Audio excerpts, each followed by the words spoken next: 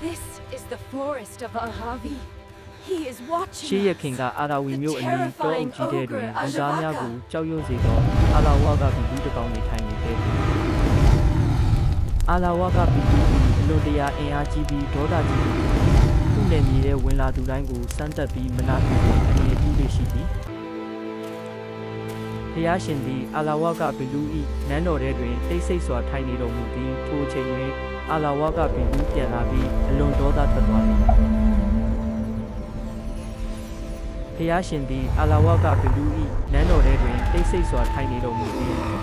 ဘလူးကအပြင်ထွက်ခုအမိတ်ပေးသည်ဖျားရှင်သည်တိခန့်စွာအပြင်ထွက်တော်မူ I သည် said get out! အတွင်းဝင် Go on ခု outside ပြန်အမိတ် now! ပေးရာတွင်လည်းဖျားရှင်ပြန်ဝင်တော်မူသည်